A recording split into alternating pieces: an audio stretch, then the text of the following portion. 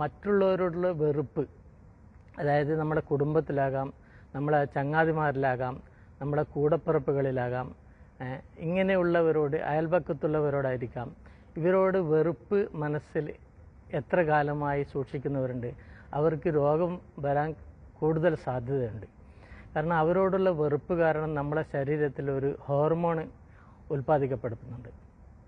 ഈ ഹോർമോൺ ഇപ്പോൾ ഒരു ദിവസം തന്നെ ഒരാളോട് പിണങ്ങി നിന്നാൽ നമ്മുടെ ശരീരത്തിൽ ഒരു ഹോർമോൺ ഉൽപ്പാദിപ്പിക്കുന്നു. അത് ആഴ്ചകളോളം, മാസങ്ങളോളം, വർഷങ്ങളോളം നീളുമ്പോൾ ഇങ്ങനെയുള്ള ഹോർമോൺ എന്താവും? സ്പ്രെഡാവും.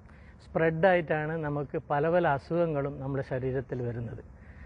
ഇത് ഞാൻ പറഞ്ഞതല്ല, പ്രശസ്തമായ ശാസ്ത്രജ്ഞന്മാരും അതുപോലെ സൈക്യാട്രിസ്റ്റുകളും പറഞ്ഞതാണ്. അപ്പോൾ നമ്മൾ ഓരോരുത്തരും ചിന്തിക്കണം, നമുക്ക് എന്തുകൊണ്ടാണ് ഇങ്ങനെയുള്ള രോഗങ്ങൾ നമ്മളെ കീഴ്പ്പെടുത്തുന്നത്? നമ്മൾ ചെറിയ കാരണത്താലാണ് പണങ്ങി നിൽക്കുന്നത്. എന്തിന്? പ്രവാസികളുടെ ഇടയിൽ എന്തിനായിരിക്കും പണക്കം?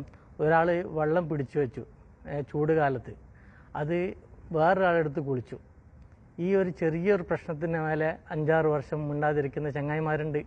അതുപോലെ നാട്ടിൽ മകളുടെ കല്യാണത്തിന് ക്ഷണിക്കാൻ പോയപ്പോൾ ആ പെണ്ണ് ആലോചിക്കുന്ന സമയത്ത് അവരോട് പറഞ്ഞില്ല, അതുകൊണ്ട് പണക്കം.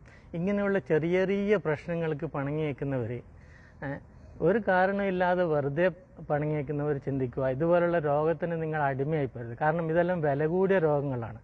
നമ്മൾ ദീർഘായുസ് കിട്ടാൻ വേണ്ടിയിട്ട് നമ്മൾ ചെയ്യേണ്ട ശാസ്ത്രീയമായ കാര്യങ്ങളാണ് ഇതെല്ലാം ഞാൻ പറഞ്ഞത്. നിങ്ങൾ തന്നെ ചിന്തിക്കുക. കാരണം ഒരാളോട് പിണങ്ങുമ്പോൾ നമ്മളെ മനസ്സിലുണ്ടാകുന്ന ആ നെഗറ്റീവ് ചിന്താഗതി, അതാണ് നമുക്ക് ഈ ഹോർമോൺ ഉണ്ടാകുന്നത്. അതേസമയത്ത് മറ്റുള്ളവരോട് നമ്മൾ കുടുംബബന്ധം കൂട്ടുക, മാതാപിതാക്കളോട് നല്ല, അതുപോലെ കൂടപ്പിറപ്പുകളോടും പിണങ്ങിയിരിക്കുന്ന എത്ര ആൾക്കാരുണ്ട് നമ്മളെ കുടുംബത്തിൽ.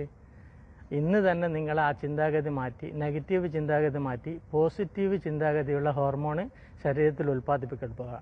അപ്പോൾ നമ്മളുള്ള ശരീരത്തിലുള്ള എല്ലാ മാനസികവും ശാരീരികവും എല്ലാ രോഗവും എത്രയും പെട്ടെന്ന് ക്ലിയർ ആവും. Okay, bye bye.